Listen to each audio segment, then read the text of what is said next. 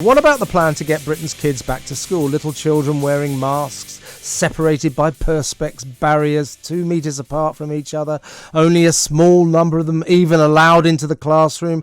This apparently is the solution, the new normal after months of lockdown. That will get our schools up and running again, apparently. But will it? Let's talk to Telegraph columnist Allison Pearson. Hello, Alison. Morning, Kev. Can you hear me? Yes, you can. We've got you at last. I was just saying that you wrote very movingly about these sinister scenes in French schools where these poor little kids were sitting 10 feet away from each other, wearing masks, perspex screens all around them. This is being unnecessary and not a solution, is it? Not a solution, really unnecessary. All the science is pointing to the fact that little kids, obviously we know they don't get it. Well, they get it, but they show no symptoms, thank God.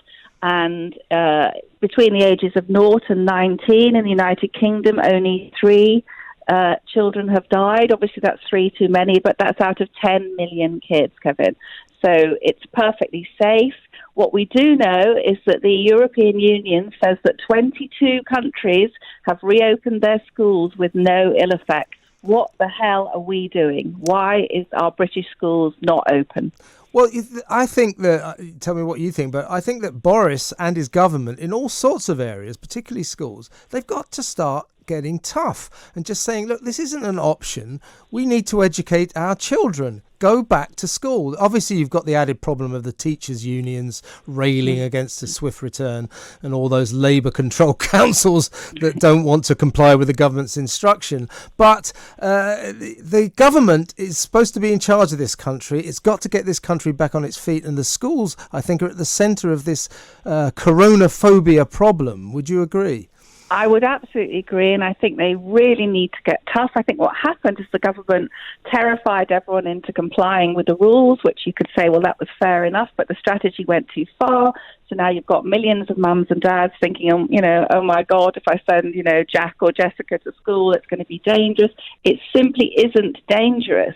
Throughout the pandemic, Iceland, Estonia and Sweden kept their schools open, Kevin. Mm-hmm. There was no problem at all. So we're dealing with this political football now, aren't we, where the teaching unions are saying we want it to be 100% safe. Your child is more likely to be killed driving to school than to come to any harm in the classroom. And what we're seeing now is lots of kids suffering really bad problems. I mean, a lot of them haven't seen their friends for 9 weeks. We've also got mums and dads who are desperate to get back to work because they can see this, economic disaster that's looming. So I agree with you. The government needs to get some balls and just tell teachers you're going back to school because that's your job. And nurses are doing their job, bin men are doing their job, delivery men are doing their job, talk radio hosts are doing their job. Vaguely.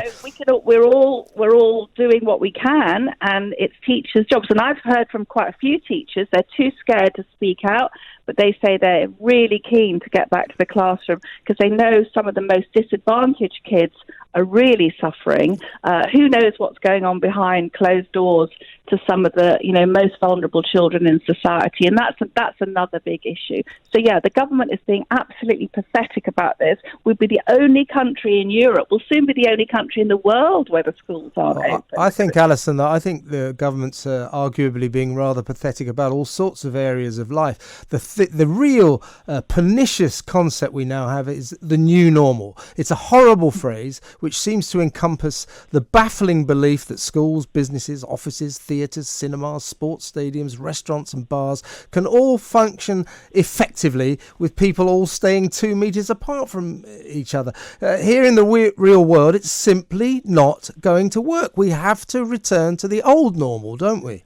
We really want the old normal. I mean, I've had young people say, Mum, will we ever be allowed to kiss again? I mean, you just think, what are we going to do? We're going to stop the human race kind of, reproducing. We don't want their new normal. It's patently ridiculous. So now what we have is scenes where groups of teenagers, I heard from a Telegraph reader yesterday saying there were lots of teenagers on the beach in pool, having a kind of get together. The teenagers have figured out they're not at any risk. So they are now gathering in beaches and forests and so on, but they're not allowed to be in school, which is where they damn well should be, learning something. So all these kind of crazy things are happening. You know that the 2-meter rule was completely plucked out of the air. Some kids came up with it, apparently. Well, it's literally what will the British people be able to grasp? Because as we know, we're all so thick, we can't grasp anything. The World Health Organization says 1 meter, and even then, if you're outside, you have almost zero chance of catching it. So, for example, if we were in a pub garden, please, Kev, let's be in a pub garden. Yes, please. Where, sitting there having a lovely drink on a lovely summer's evening, we're not at any risk from the virus at all. And that publican could be making a living and paying his staff.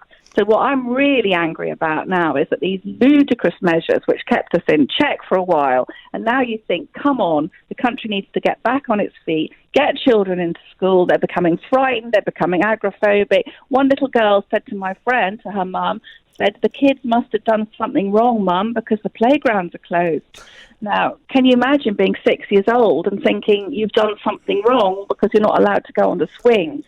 So we've gone absolutely mental, and I'm really, really cross about it now. I agree. Can you give us some insight into the psyche of the Telegraph? Because obviously the Telegraph, is a big supporter of the Tories and was hitherto a big supporter of the Tory government. But would I be right in thinking that your exasperation reflects exasperation of many of your colleagues that this Tory government is not really delivering the goods, is it?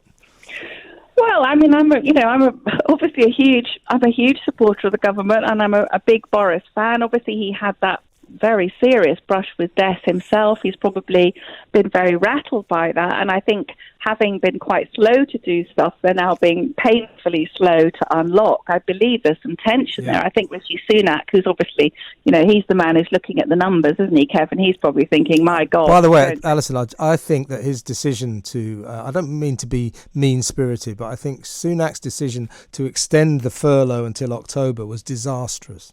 Yes. Yeah, absolutely.